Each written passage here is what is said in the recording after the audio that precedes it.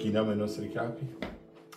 Nostro Padre, ti ringraziamo per questo momento prezioso della nostra vita, Padre, poiché per noi, quando ti raduniamo e cantiamo e ascoltiamo la tua parola, è un momento d'oro della nostra vita, Padre.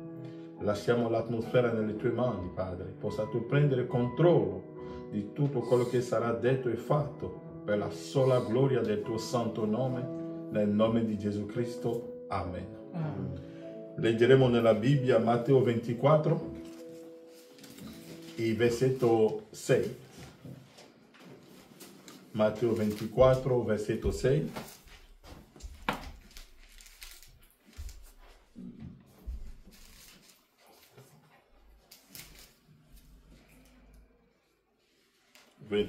Ventiquattro, versetto 6.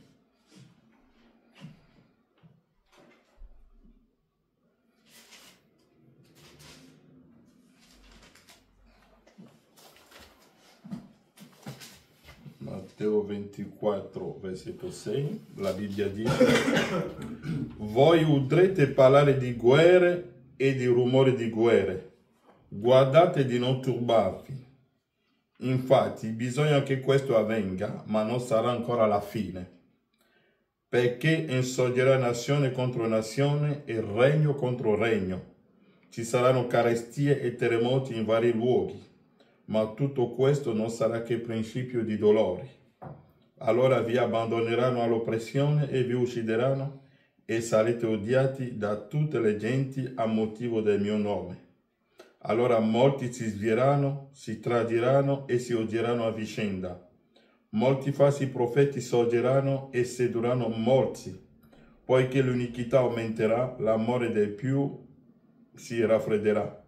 Ma chi avrà perseverato sino alla fine sarà salvato. E questo Vangelo del Regno sarà predicato in tutto il mondo, affinché ne sia resa testimonianza a tutte le genti, allora verrà la fine. Amen. Che Dio vi benedica. Accomodatevi.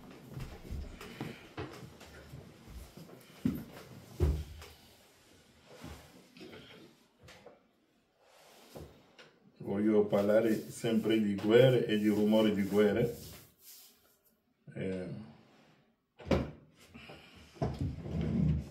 Sto cercando di aprire per prendere la citazione che mi servirà per poter iniziare oggi.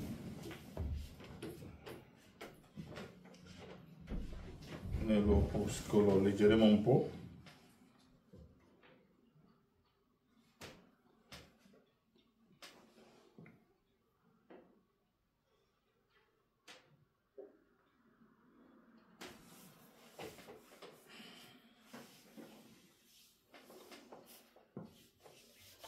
Stiamo parlando di guerre e di rumore di guerre.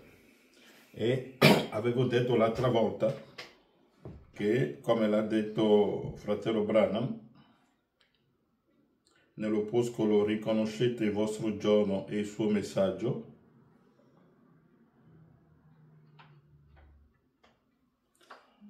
William Branham dice questo. Vedete, paragrafo 30, la Bibbia, Dio non è soltanto, questo non è soltanto qualcuno che cerca di farvi accettare a forza qualcosa, ma per rivelarvi l'esatta applicazione di quest'ora. Dunque ogni parola, che tutto quello che noi leggiamo nella Bibbia, c'è un'applicazione spirituale. È vero che ci sono delle guerre fisiche, che vediamo nazioni che si alzano contro nazioni, ma abbiamo scoperto tramite il profeta che la più grande, nell'opuscolo, la più grande battaglia mai combattuta, l'abbiamo visto domenica scorsa, perché sto parlando di guerre e di rumore di guerre, e avevo fatto capire che la più grande guerra che ha mai esistito sulla terra non è la battaglia, non è la prima guerra mondiale, non sono le guerre di conquista di Alessandro Magno, né le guerre di conquista di Alessandro e di Cesare, Ma la più grande battaglia, la più grande guerra che fu mai combattuta è iniziata in Eden, quando Satana è sceso per distruggere l'opera di Dio. Leggiamo qualcosa qui. Branham dice, questa nell'opuscolo la più grande battaglia mai combattuta. Questa prima grande battaglia che fu combattuta cominciò in cielo. Dunque la battaglia cominciò in cielo quando Michaele e i suoi angeli lottarono contro Lucifero e i suoi angeli. E questo quadro lo possiamo vedere in Apocalisse 12, perché Giovanni c'era riportato più tardi, per dire che Michaele e il suo gruppo hanno combattuto contro Lucifero e il suo gruppo. E Lucifero non ha vinto la battaglia lì. E abbiamo detto che la guerra che è stata combattuta nella gloria non è una guerra perché c'erano i bar e i prostitute, ma è una guerra, come ce l'ha spiegato William Marion Branham, che è una guerra di pensiero, perché William Branham dirà che Satana aveva presentato un altro programma che è diverso dal programma di Dio.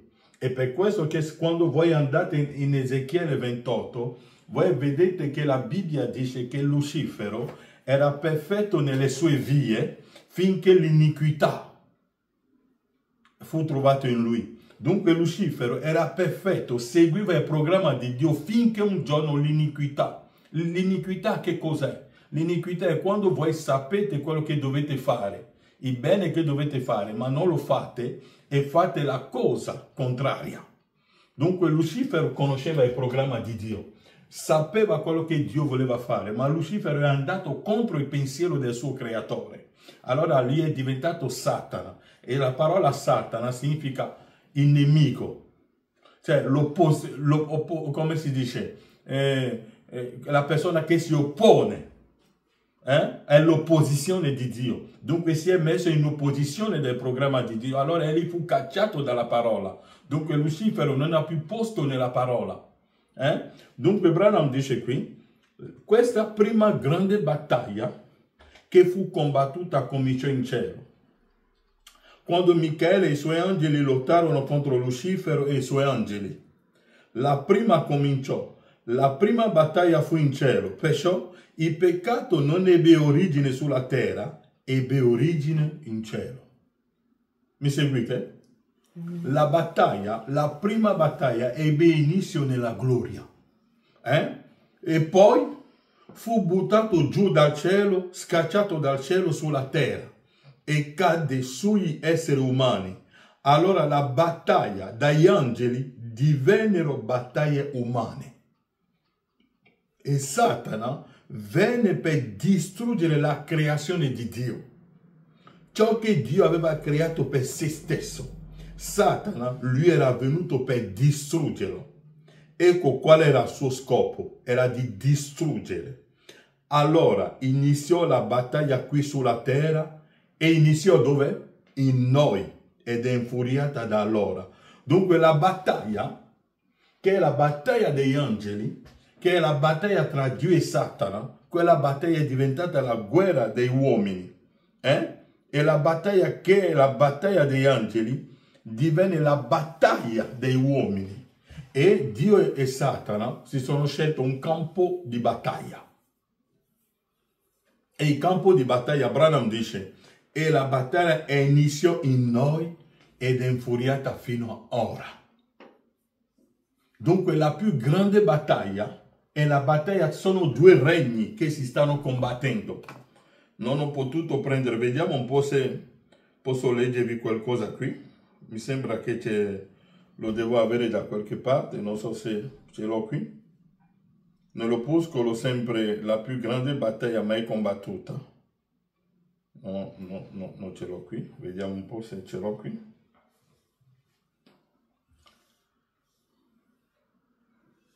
E noi sappiamo, vediamo un po', sì. Ma lo prendiamo qua, la più grande battaglia mai combattuta.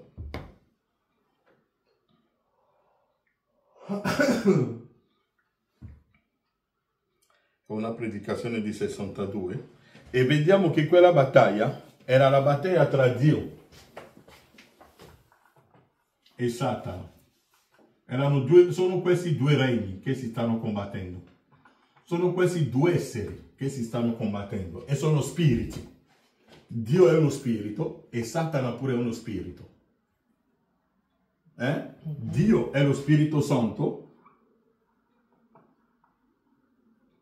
e Satana è anche uno spirito. È uno spirito, ma malvagio. È contrario al pensiero di Dio.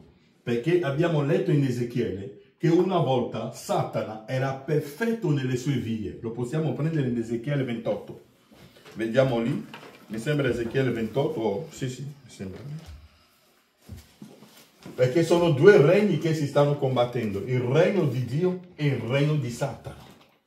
Sono due regni. Sono due regni che si stanno combattendo. Ezechiele.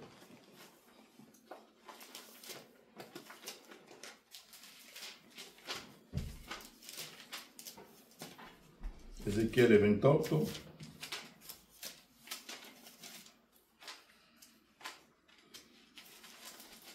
versetto 11 sicuramente.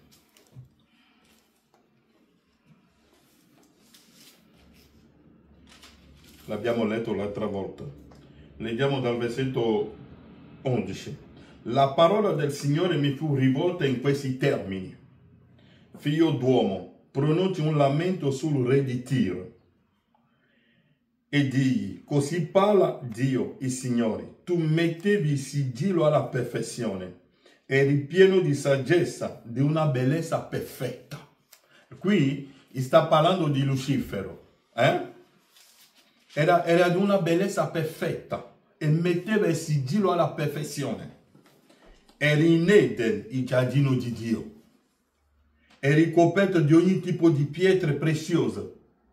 Rubini, topasi, diamanti, cristolini, onici, diaspri, zaffiri, carbonici, smeraldi ed oro. Aveva anche l'oro. L'oro è la divinità.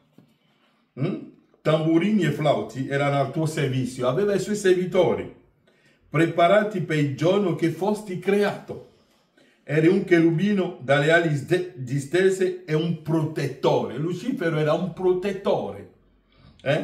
Ti avevo stabilito, tu stavi sul monte santo di Dio, camminavi in mezzo a pietre di fuoco, tu fosti perfetto nelle tue vie, dal giorno che fosti creato finché non si trovò in te la perversità.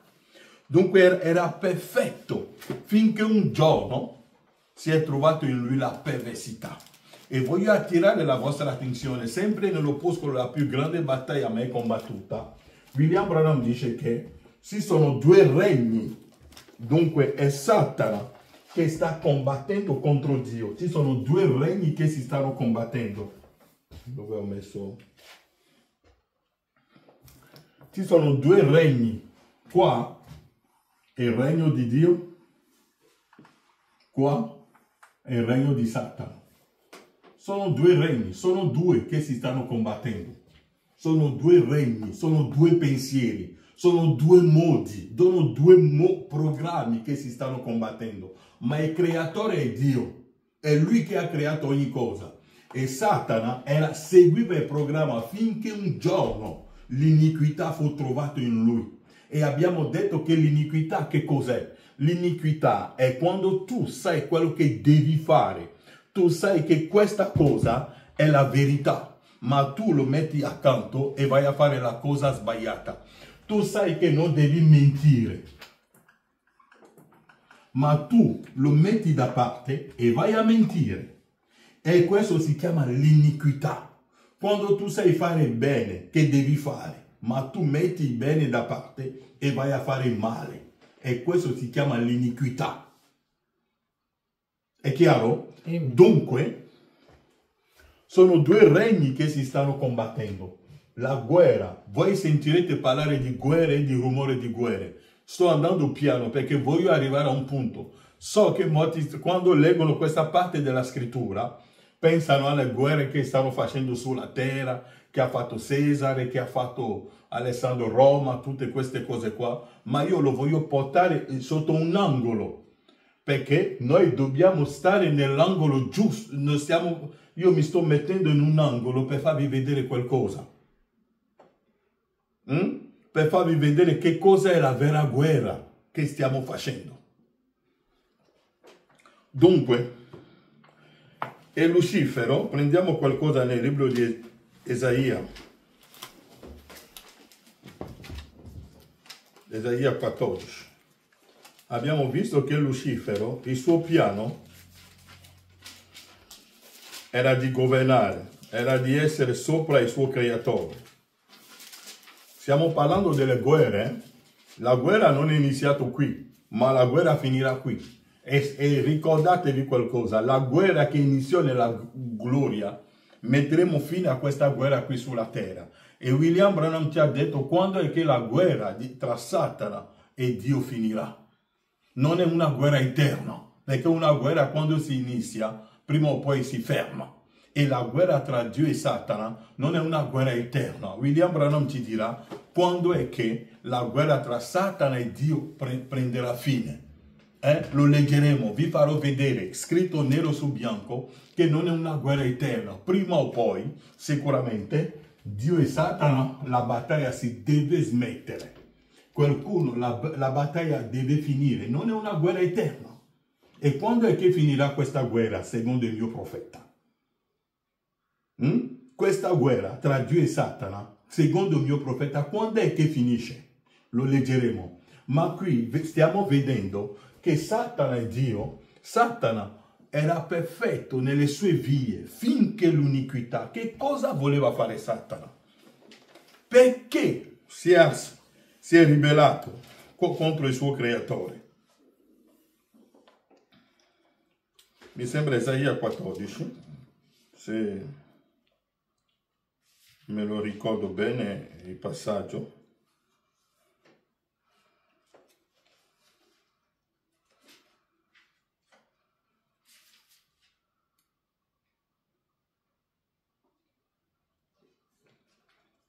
Leggiamo dal versetto 10. Leggiamo dal versetto 9. Leggiamo un po'. Poi piano piano che andiamo avanti cercheremo di prendere la direzione giusta. Tutto questo sto ponendo le basi affinché entriamo nel soggetto correttamente. Versetto 9. Il soggiorno dei morti laggiù si agita per te, per venire a incontrarci al tuo arrivo. Esso sveglia per te le ombre, tutti i principi della terra, fa alzare dai loro troni tutti i re delle nazioni. Tutti prendono la parola e ti dicono, anche tu sei diventato debole come noi? Qua lui sta parlando di Satana. E ora tutti noi diciamo a Satana, ma tu sei diventato debole come noi, pensavamo che sei forte. Seguite il profeta, se seguite Isaia, che si sta dando un contesto bellissimo qua. Stiamo parlando di guerre e di rumore di guerre. Ok? Tutti prendono la parola e ti dicono, anche tu sei diventato debole come noi? Anche tu sei divenuto dunque simile a noi? Il tuo fasto e il suono dei tuoi salteri sono stati fatti scendere nel soggiorno dei morti. Sotto di te sta un letto di vermi. Come mai sei caduto dal cielo? Astro mattutino, figlio dell'aurora. È Satana, che è figlio del Dio, l'aveva creato. Vedete i titoli che aveva? Come mai sei caduto dal cielo, astro mattutino, figlio dell'aurora? Come mai sei atterrato, tu che calpestavi le nazioni? Tu discesi in cuore tuo, io salirò in cielo. Ecco il programma che Satana aveva. Lui voleva salire in cielo. Leggiamo un po' il programma che lui aveva stabilito ed lui è stato cacciato fuori. Dice, versetto 13, tu dicevi in cuore tuo, io salirò in cielo, innalzerò il mio trono al di sopra delle stelle di Dio. Una stella nella parola che cos'è? È un figlio di Dio. Lui voleva stare sopra i figli di Dio, voleva governare i figli di Dio. Tu dicessi in cuore tuo, io salirò in cielo, innalzerò il mio trono al di sopra delle stelle di Dio, mi siederò sul monte dell'assemblea nella parte estrema del settentrione. Salirò sulle sommità delle nubi, sarò simile all'Altissimo. Invece ti hanno fatto scendere nel soggiorno dei morti. Dunque è quel programma che lui aveva stabilito. Lui voleva prendere la posizione del suo creatore, voleva stare qui, voleva diventare il creatore, voleva prendere la posizione di suo maestro. Ma questa posizione spetta solo a Dio solo. E tutti noi, come l'avevo predicato una volta, dobbiamo stare attenti a non diventare Lucifero, perché chiunque può diventare Satana, chiunque, perché vedete, William Branham dice, vedete le stelle che sono nella mano destra, ogni stella è sotto il controllo. Dio ti può dare un dono, Dio ti dà di predicare, Dio ti dà un dono di guarigione, Dio ti consente di fare un miracolo e tu fai quello miracolo, poi dopo tu cominci a dire a tutti, sono io, l'ho fatto io, sono il più grande, senza di me nessuno, senza di me nessuno più respirare, sono io che sono andato, ho pregato per quella persona ed è stato guarito, sono io che sono... Quando tu cominci a innalzare te stesso, automaticamente tu diventi Lucifero, tu diventi Satana. Perché il più grande valore di un figlio di Dio è nell'umiltà. Avevo predicato un soggetto una volta, Branham l'ha predicato anche, umilia te stesso. Perché l'umiltà è il più grande dono che Dio abbia mai dato a un figlio di Dio. Quando vedete un uomo che comincia a alzare se stesso, sono io, senza di me nessuno, sono io, dimenticatelo. È come se lui non esiste, non possiamo respirare. Dunque, quando voi arrivate a questo punto e vedete un uomo che comincia a alzare se stesso, è già diventato Satana, è un nemico di Dio. Perché tutto quello che Satana ha è Dio che lui ha dato. Ogni dono che abbiamo, ogni cosa che possiamo fare per qualcuno proviene dal Creatore. Ma quando tu riesci a pregare per un uomo o a dare un bicchiere d'acqua a un uomo e cominci a farlo valere, sono io che ho aiutato questo fratello, sono io che ho fatto questo, sono io che ho fatto questo, sono io, siamo usciti, ho pregato per questo, è stato guarito. Senza di me non poteva. Quando tu cominci a pensare tutte queste cose qua, come ha detto il fratello Branham, il sole dà la luce a tutti, ma non fa rumore. E non ha mai mandato bollette a casa a nessuno da pagare. Respiriamo l'aria. L'aria non ci ha mai mandato una bolletta a casa da pagare. Ma tutto quello che l'uomo fa, bisogna pagarlo. Dunque, siamo arrivati al punto, stiamo parlando di guerre e di rumore di guerre. Dunque, abbiamo stabilito ora. Ora andiamo a vedere. Abbiamo visto che la prima battaglia iniziò in Eden. Ora, veniamo qui. Voglio portare la cosa a questi due ultimi 2000 anni per vedere le guerre che sono state qui nel regno di Dio. William Branham dice nell'opuscolo, primo sigillo, paragrafo 63. Osservate cosa avviene mentre procediamo. Ecco il piano di ciò. La prima cosa che avviene, viene fatto un annuncio nei cieli. Seguite bene questa citazione. Viene fatto un annuncio nei cieli. Sono nel primo sigillo, leggendo dal paragrafo 63. Osservate cosa avviene mentre procediamo. Ecco il piano di ciò. Ora, il piano di ciò, vediamo. La prima cosa che avviene, viene fatto un annuncio nei cieli. Prima. Cosa avviene? Un sigillo viene aperto. Questo che cos'è? Un mistero viene schiuso. Vedete? E quando si schiude un mistero, allora suona una tromba e si dichiara una guerra. Cade una piaga e si prende e si apre un'epoca della Chiesa, vedete? Quella è la parte della guerra. L'angelo della Chiesa, prima di cosa? Seguite qui. Noi umani siamo qui sulla terra. Ognuno si alza la mattina, va a lavorare. Uno si sveglia la mattina, prende la sua borsa, va a lavorare, prende la sua macchina. Noi facciamo le nostre cose di ogni giorno, vivendo nei nostri piani di ogni giorno. Una vita normale. Ma mentre noi stiamo facendo questa vita, nel regno spirituale, c'è qualcosa che avviene nel regno spirituale. Noi siamo lì e che cosa dice il profeta? Ecco i piani. Un annuncio, avviene un fatto, un annuncio nei cieli prima. Cosa avviene? Un sigillo viene aperto. Siamo lì nel regno di Dio. Dio dà l'ordine che il primo sigillo sia aperto. Il primo sigillo viene aperto nel cielo. Quando il primo sigillo è aperto, fino a qui, tu e io non ne sappiamo niente. Siamo comuni mortali, come tutti. Se alziamo la mattina andiamo a lavorare. Ma nel regno di Dio, nella parte spirituale, nella gloria, Dio sta iniziando qualcosa che fra un po' colpirà la terra. Che fra un po', perché quando Gesù era nato, i re magi hanno visto una stella.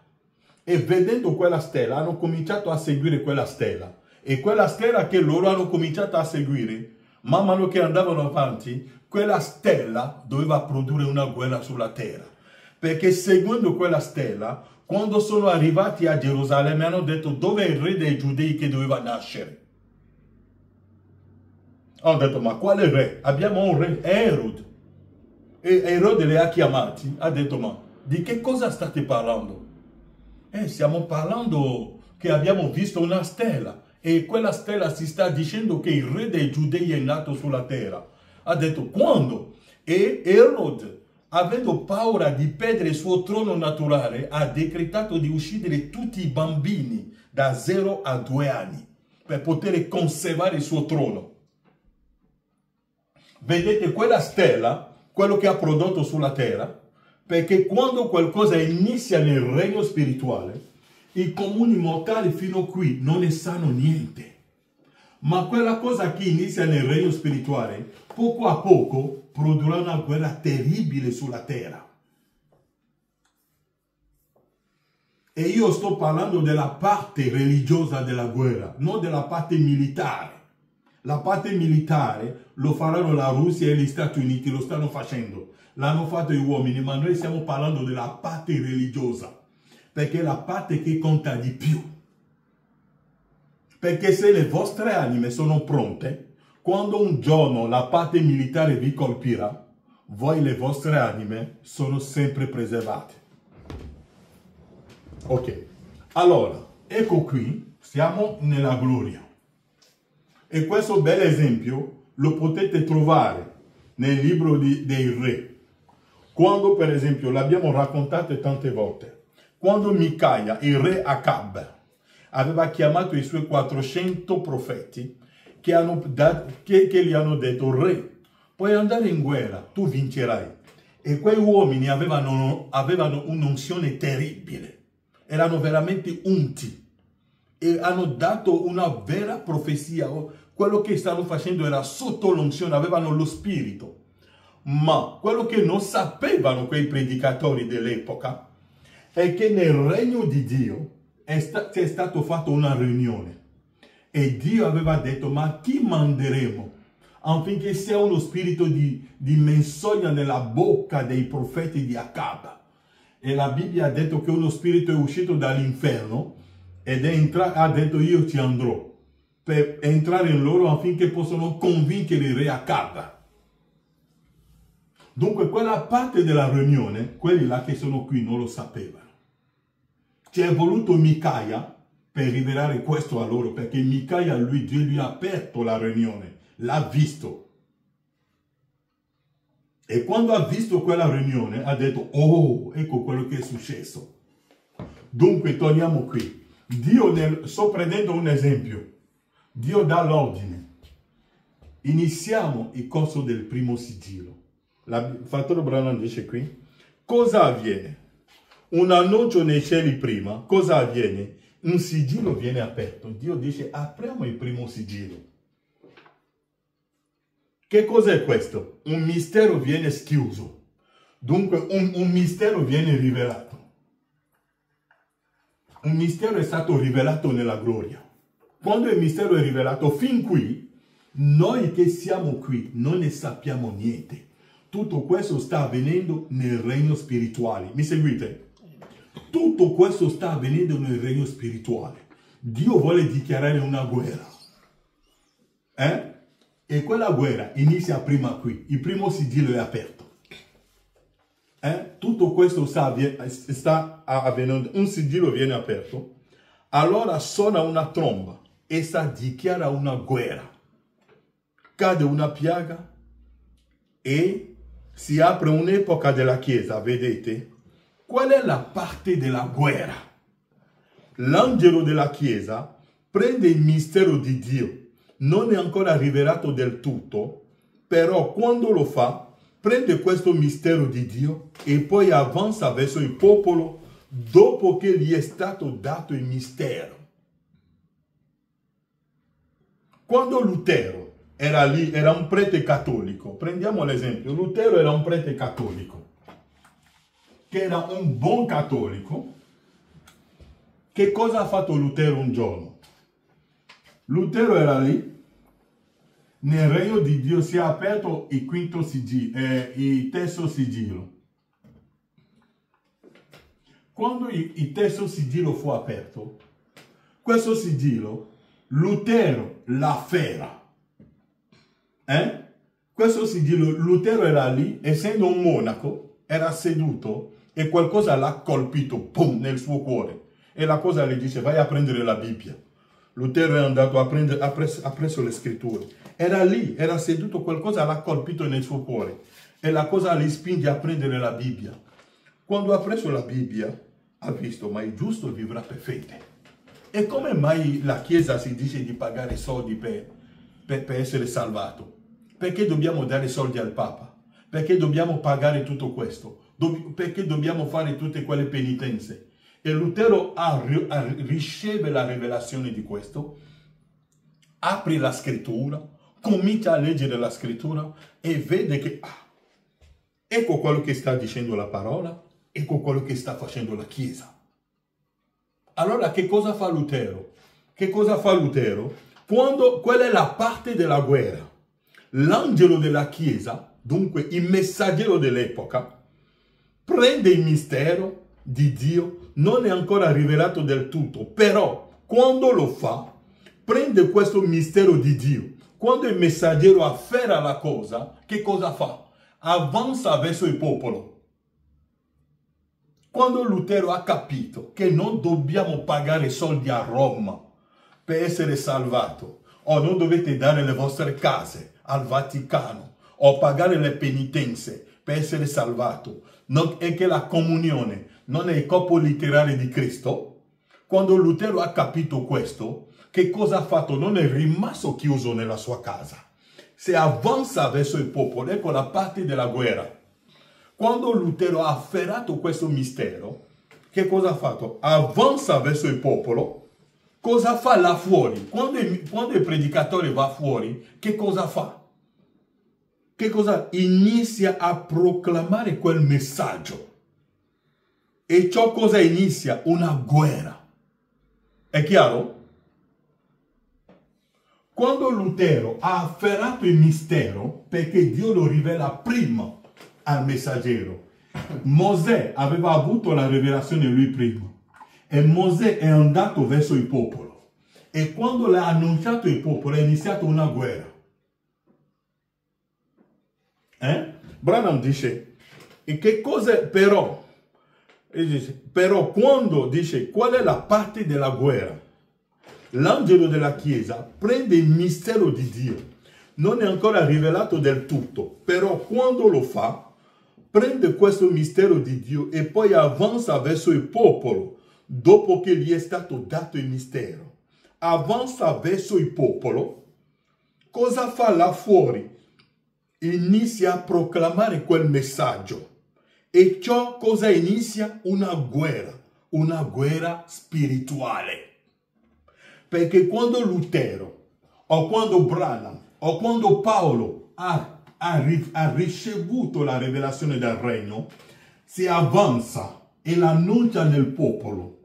Ma voi dovete notare che questo popolo qui, prima credeva in qualcosa. Prima questo popolo credeva in qualcosa. Gli avevano detto che per salvare doveva pagare, come si chiama, i soldi per essere salvato. Gli hanno detto tante cose. Ma quando viene la nuova rivelazione, c'è ora una battaglia tra il sistema che c'era prima e il nuovo sistema. È lì che è la vera guerra. Branham dice, cosa fa là fuori il messaggero? Quando Lutero è uscito fuori e ha detto il giusto vivrà per fede e ha scritto i 95 tesi e l'ha appeso là fuori, è iniziata una guerra con la Chiesa Cattolica. E il Papa ha decretato la morte della Chiesa Cattolica di Lutero. Ha fatto di tutto per ucciderlo, per arrestarlo. Perché che cosa ha fatto? È andato a picchiare nella tasca della Chiesa Cattolica. La gente non mandava più soldi a Roma. La gente non dava più le loro case a Roma. Perché hanno capito che la salvezza è gratuita. E all'epoca di Lutero è iniziata questa guerra. Ma le guerre sono state al tempo di Paolo. Paolo, che era un fariseo, che credeva nella dottrina farisea, quando ha avuto la rivelazione del primo sigillo, che l'ha incontrato sulla via di Damasco, Paolo ha cominciato a combattere il sistema che esisteva. Ecco la guerra spirituale. È una guerra spirituale, ed è la parte più pericolosa di ogni guerra. E tutte le nostre battaglie che facciamo oggi, che l'altro dirà, il primo sigillo è aperto, l'altro dirà no, non è aperto, l'altro dirà no, Gesù è venuto, no, l'altro dirà non è venuto, stiamo combattendo. E questa guerra non lo potete fermare in nessun modo. Potete essere buoni, potete dire no, fratelli, dobbiamo stare tranquilli, non dobbiamo combattere, dobbiamo proclamare l'amore. Voi amate più di Gesù? Avete l'amore più di nostro Signore Gesù Cristo? Avete più amore del Creatore? Quando il nostro Signore, quando Gesù Cristo si è fatto carne sulla terra, che cosa ha detto? Ha detto io sono venuto per mettere divisione tra papà e mamma, tra figlio e madre, perché, e non è una divisione, perché è la parola che crea quell'abisso. È la rivelazione che lo crea. Branham dice, qual è la parte della guerra? L'angelo della Chiesa prende il mistero. Non è ancora rivelato del tutto, però quando lo fa, prende questo mistero di Dio e poi avanza verso il popolo dopo che gli è stato dato il mistero. Avanza verso il popolo. Cosa fa là fuori il messaggero? Inizia a proclamare quel messaggio. E cosa inizia? Una guerra spirituale. Dunque, quando voi predicate la parola, quando voi oggi dite che la seconda venuta è adempiuta, che cosa state facendo? State iniziando una guerra spirituale. È una guerra spirituale. E non è una guerra che voi potete fermare, a meno che rinunciate a quello che Dio vi ha rivelato. Ma se voi credete in quello che Dio vi ha rivelato, qualsiasi cosa avverrà, sarete sempre nemico di qualcuno. La gente vi dimenticherà. la gente vi darà di tutti noi, perché siamo in guerra. Siamo in guerra. Ed è una guerra spirituale. Gesù era in guerra contro i farisei. I farisei, come l'abbiamo letto l'altra volta, Stefano, quando non hanno potuto fermare Stefano spiritualmente, che cosa hanno fatto? L'hanno ucciso fisicamente pensando che uccidendo Stefano, quel pensiero sparirà dalla terra. Ma non potete uccidere lo Spirito Santo. Lo Spirito Santo avrà sempre un agente sulla terra. Avrà sempre qualcuno, un testimone sulla terra. Qualcuno che predicherà la verità. Ci sarà sempre un Lutero sulla terra per andare contro il sistema romano. Siamo qui per andare contro il sistema. Perché c'è un sistema che i fratelli hanno stabilito oggi. Si tacciono sulle cose, sulla verità, tanto per stare insieme. Ma noi veniamo per distruggere quello sistema. E vi ho letto una volta qui, nel libro degli Atti 27, che possiamo rileggere, che cosa è questa parte della guerra. Il messaggero Branham è uscito fuori e ha cominciato a proclamare queste cose qua. E che cosa dà inizio a ciò? A una guerra religiosa, una guerra spirituale. E notate che le guerre spirituali vengono a finire sempre a uccidere la persona fisicamente. Abbiamo visto come tanti fratelli hanno messo il veleno nel cibo dei fratelli. E oggi per uccidere un fratello, che cosa fanno? Basta passare di casa in casa per taggare, quel fratello Frank è un predicatore di falsa dottrina, ha abbandonato la chiesa per andare a lavorare all'estero. Ti stanno taggando di tutto, perché ti uccidono. E uccidere qualcuno oggi, Branham ci ha detto, è di fare che cosa? Distruggere la sua influenza.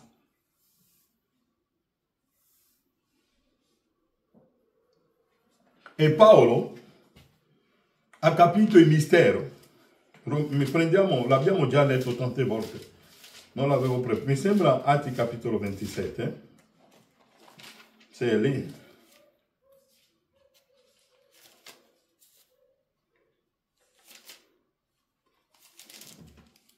No, Atti 23 se mi ricordo. Leggiamo un po'. Prendete con me tutti i fratelli, Atti 23, l'abbiamo letto tante volte, per farvi vedere che cos'è questa guerra qui.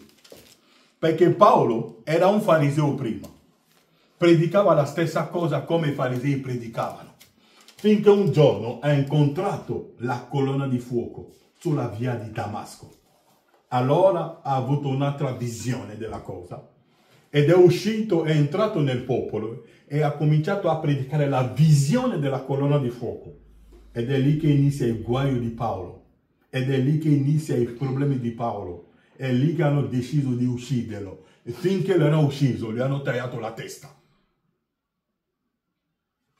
Leggiamo qualcosa qui. Atti 23. Paolo, fissato lo sguardo sul Sinedrio, disse: fratelli, fino a oggi mi sono condotto davanti a voi, davanti a Dio, in tutta buona coscienza. Il sommo sacerdote Anania comandò a quelli che erano vicini a lui di percuoterlo sulla bocca. Allora Paolo gli disse: Dio percuoterà te, parete imbiancata. Tu siedi per giudicarmi secondo la legge e violando la legge comandi che io sia percosso. Coloro che erano là presenti dissero: tu insulti il sommo sacerdote di Dio? Paolo disse: fratelli, non sapevo che fosse sommo sacerdote, perché sia scritto: non direi male del capo del tuo popolo. Ora il versetto 6. Paolo, sapendo che una parte dell'assemblea era composta di sadducei e l'altra di farisei, esclamò nel Sinedrio: fratelli, io sono fariseo, figlio di farisei, ed a motivo della speranza e della resurrezione dei morti che sono chiamato in giudizio. Appena ebbe detto questo, nacque contesa fra i farisei e i sadducei e l'assemblea si trovò divisa. Vedete, i sadducei, è quello che i fratelli stanno facendo oggi. I Sadducei non credono nella resurrezione dei morti, ma i farisei sì. I Sadducei non credono negli angeli, ma i farisei credono negli angeli. Noi crediamo nei messaggeri. Crediamo in tutto questo. Ci sono dei fratelli che nascondono la loro vera natura. Sanno che la seconda venuta è adempiuta, ma non la vogliono dire per poter essere nel gruppo. Ma noi non possiamo stare zitti come Paolo. Quando noi arriviamo dove fanno questo, è per questo che non ci inviteranno mai. E non voglio manco essere invitato da nessuno perché non ci andrò.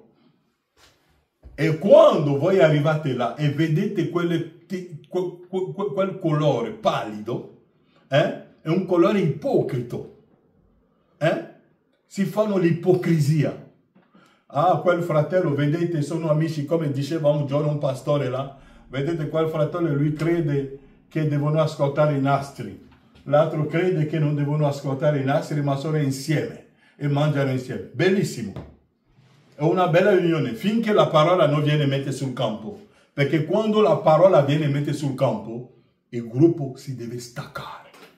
Se non si spacca, vuole dire che quella persona e questi due qui non hanno mai creduto in niente. Perché dovete avere una linea nella vostra vita. Dovete avere un colore. Non vogliamo i colori misti. I cavallo pallidi, ne abbiamo finito con il cavallo pallido. La morte non deve più entrare. Noi predichiamo il settimo sigillo, la vita, il vero colore. Quando Paolo ha visto l'ipocrisia che era lì, perché ognuno di loro si sono messi insieme per venire per uccidere Paolo.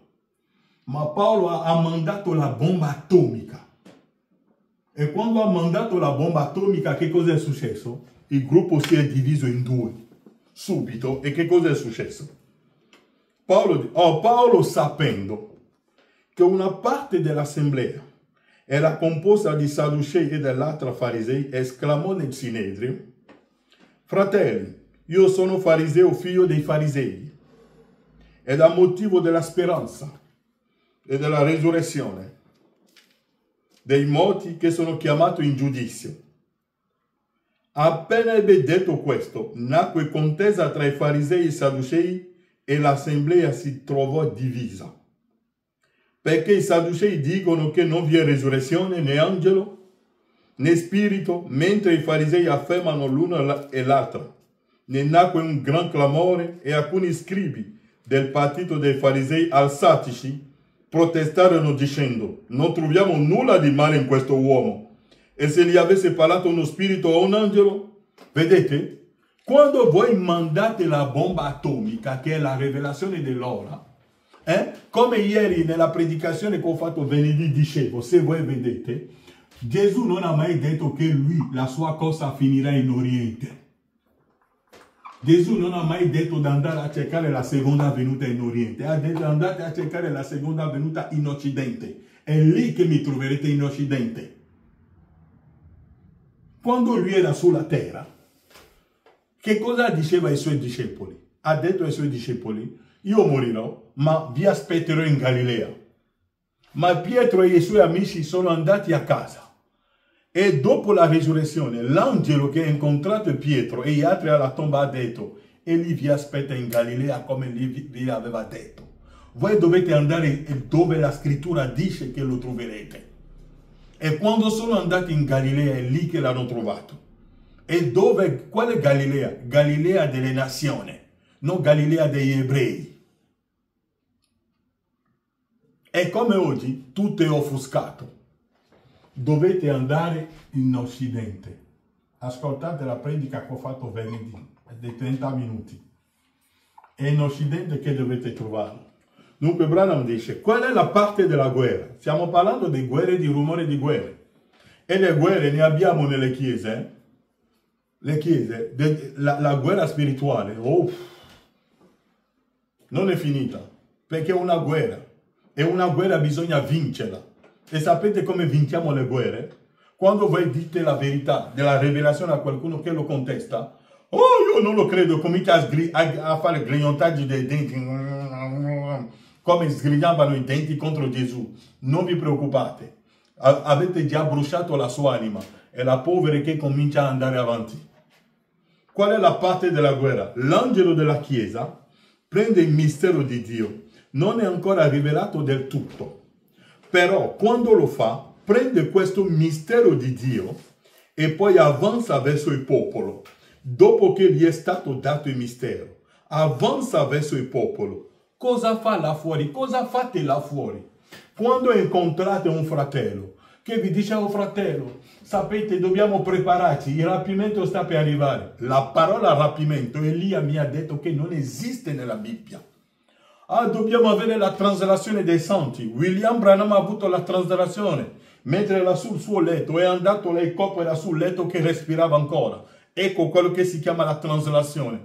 Ah, le tombe si apriranno. Sì, le tombe si apriranno. Non è come l'avete pensato voi, perché le tombe che si aprono oggi sono le tombe delle chiese, dove i figli di Dio stanno dormendo. È per questo che Paolo ha detto: risvegliatevi voi che state dormendo in mezzo ai morti. Ci sono dei figli di Dio che stanno dormendo in mezzo ai morti nelle chiese. Allora, quando vengono ad ascoltare la voce del figlio dell'uomo, che cosa fa quella voce? Le tira fuori da quelle chiese, li tira fuori da quell'organizzazione, da quei sistemi religiosi. E la voce del figlio dell'uomo dove oggi? Sono la voce del figlio dell'uomo, anche tu sei la voce del figlio dell'uomo. Perché Branham ha detto: io cavalcherò di nuovo. E la cavalcata di Elia oggi, cioè del Signore Gesù Cristo oggi, siamo noi. Qual è la parte della guerra? L'angelo della Chiesa prende il mistero, non è ancora rivelato del tutto. Però quando lo fa, prende questo mistero di Dio e poi avanza verso il popolo. Dopo che gli è stato dato il mistero, avanza verso il popolo. Cosa fa là fuori? Inizia a proclamare quel messaggio. E ciò cosa inizia? Una guerra spirituale. E poi Dio prende il suo messaggero con gli eletti di quell'epoca e li mette da parte, addormentati, e poi li fa cadere una piaga su quelli che lo hanno rigettato, un giudizio temporaneo. Ecco qua la guerra che stiamo facendo. Se voi un giorno sentite dall'altra parte, ci sono dei fratelli là che dicono che il millennium non è che Gesù deve venire per sedere su un trono fisico e poi vi combattono, sapete che è guerra. Ah, abbiamo sentito un rumore di guerra dall'altra parte a Roma. C'è un rumore di guerra dall'altra parte. Avete sempre il rumore di guerra. E la vera guerra non è la guerra di Putin e di Zelensky. No, quella non è guerra. La vera guerra è la guerra spirituale. La parola di Dio, Satana, che viene con la sua coda. E Dio pure viene con la sua coda. Insegnamenti. Quando la Bibbia dice che Satana aveva una coda per far cadere le stelle di Dio, non è una coda naturale, ma è l'insegnamento che lui ne dà. È la sua visione che lui ha della parola di Dio. E abbiamo visto che quando lui aveva dato la sua visione della parola di Dio a Eva, ci siamo trovati qui con le ambulanze e i cimiteri. Ecco la guerra. La vera guerra è la guerra che stiamo facendo predicando la parola. Quando sentite da qualche parte: ah, quel fratello Frank predica falsa dottrina, è un rumore di guerra. È un rumore di guerra. E convinceranno qualcuno. Ah, è vero, è predicatore di falsa dottrina, non l'ascoltate più. Convinceranno qualcuno che se ne andrà. Come hanno convinto la gente a non seguire Gesù. Come hanno convinto la gente. William Branham dice: dopo l'apertura del 7° sigillo, migliaia dei miei amici mi abbandoneranno. Ah, c'è quel fratello là che dice che la nuova Gerusalemme non è là in Oriente. La nuova Gerusalemme non verrà mai in Oriente. Non sarà mai lì dove c'è Benjamin Netanyahu. Non arriverà mai lì. perché è finito il mistero dell'Oriente. Perché Abramo aveva mandato i suoi figli con dei doni in Oriente, ma ha lasciato Isacco a ovest. E Branham ha detto, è da ovest che ho avuto più successo. Branham è andato a Tucson, ovest. Ma quando voi seguite il ministero di fratello Branham a ovest, a Tucson, nessuno lo lasciava predicare, ma ha detto che è lì che ha avuto il suo più grande successo. Dipende di quello che voi chiamate successo. In Oriente ha fatto grandi miracoli, ha aperto gli occhi, ha fatto discernimenti. Là, quello l'uomo chiama successo. Ma a ovest, nessuno lo voleva. E quando Branham ha messo i piedi a Tucson, il gruppo religioso di Tucson ha detto: chi lo inviterà nella chiesa per predicare lo buttiamo fuori. Nessuno voleva salutare i figli di William Marion Branham. Nessuno voleva avere comunione con loro, anche a scuola le mettevano da parte. Perché? Ma ha detto che è lì che ha avuto il più grande successo del suo ministero. Perché il successo è arrivato lì? Perché gli angeli l'hanno visitato e ha avuto la rivelazione dei sigilli, e quel successo. Quando voi avete la rivelazione sulla parola, è quel successo. Dunque dice, ecco, voglio insistere su questa citazione qui. Qual è la parte della guerra? L'angelo della chiesa, cioè il messaggero. Eravamo qui tutti tranquilli, nelle nostre chiese tradizionali dove andavamo. Cattolico, protestanti, chi non adorava. E poi un giorno viene un fratello e comincia a predicare. Sai che il battesimo si deve fare nel nome di Gesù Cristo. Che cos'è questa storia? O sai che il battesimo nel nome del Padre, Figlio e Spirito Santo è falso? O sai che il battesimo cattolico, che hanno messo un po' d'acqua sulla tua testa, non è scritturale, perché con la Bibbia non lo puoi sostenere? E se tu ti presenti davanti a Dio con quel battesimo, non funziona, perché scritturalmente non esiste, non c'è un fondamento per quel battesimo. È vero? Allora inizia una guerra dentro di te. Ah, se vado a fare quel battesimo, ora mia madre, i miei fratelli che cosa diranno? Ma qualcosa dentro di te comincia una guerra. È come il fratello Branham parla di Zaccheo. Zaccheo era lì che diceva, Gesù, quel Gesù, gli voglio dire due parole. Da quando mia moglie ha creduto in quel Gesù, tutto è cambiato nella chiesa. Il mio pastore mi ha detto che Gesù è un falso, che inganna la gente. Gli devo dire due parole in faccia. Ma chi è stato convinto? È stato Zaccheo. Quando Gesù l'ha incontrato, ha detto, Zaccheo, scendi. Vado a mangiare a casa tua oggi. Tu sei lì tranquillo, qualcuno si presenta. Dice, ma lo sai che Apocalisse è un libro di simbolo? O sai che il mare di cui si sta parlando non è il mare di Genova? Non è il mare che sta lì in Sicilia? O sai che tutto questo è un simbolo? O sai che il trono, o sai che Gesù che stiamo aspettando non è il Gesù di Hoffman? Che Gesù, Gesù Branham ha detto, Elia ha detto che se egli viene le prenderà la mia forma o la tua forma. E tu, allora quando tu cominci a predicare, inizia una guerra. Già prima dentro di te, e se tu sei convinto, tu lo dichiari a un altro fratello nella tua chiesa, inizia un'altra guerra in quel fratello. E se il pastore non è convinto, vi butta fuori. Ecco la vera guerra. E tu lo devi fare questa guerra. Se tu poni la spada per terra, allora tu non sei un figlio di Dio. Perché quando Israele doveva andare in guerra, Gedeon gli è stato detto di portare la gente al fiume per vedere come ognuno si metterà per bere. C'è chi ha messo la spada per terra e si è messo tutta la testa, allora buttalo fuori. Dovete tenere la spada in mano. Un vero soldato è sempre pronto a combattere. Ecco la guerra.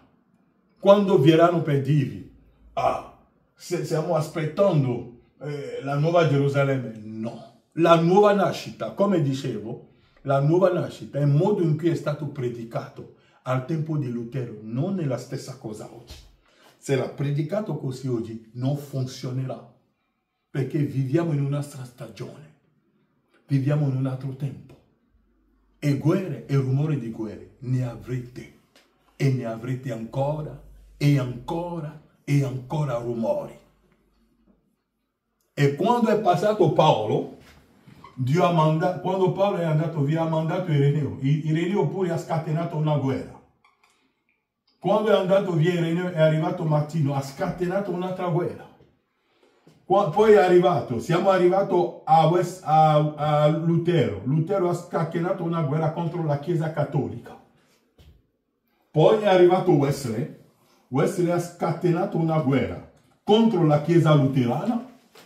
Ha scatenato contro la Chiesa Luterana. Perché qui, questi qua si sono denominati. Sono diventati la casa del diavolo. Arrivano i pentecostali, hanno scatenato una guerra contro i wesleyani. Viene il Branham scatena la guerra contro i pentecostali. Perché è Cristo che viene ora per restaurare la vera cosa, la luce al tempo della sera. E noi siamo qui per scatenare sempre la guerra. Finché avremo un soffio di vita, diremo quello che ci sarà sempre una guerra, e questa guerra porterà che vi uccideranno spiritualmente e fisicamente. Branham dice, lo ripeto, oggi per uccidere qualcuno non c'è bisogno di una pistola, basta che vado in giro a parlare male, dico, non andate in quella chiesa di Piacenza lì, non andate lì, no, quelli là, quelli che dicono che il rapimento è già passato, il millennio è adempiuto, tutte queste cose qua, no? E il loro pastore è così, è finito la storia lì. Ma piccolo Grece, non avrete paura. Dio prende cura del resto. Che Dio vi benedica. Come il cielo a me, l'acqua mia brama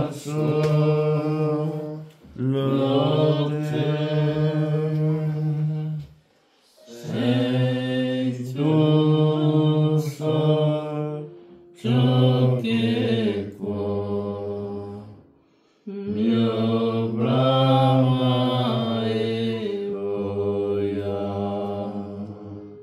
adorare te.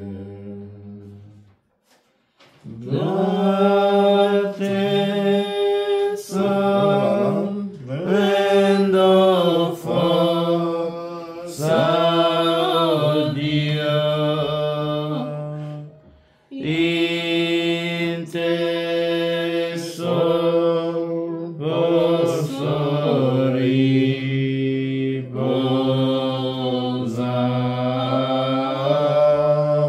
Sei tu sol, ciò che cuore mio brama e voglia adorare te. Da te sol prendo forza, oh Dio, in te sol posso riposare.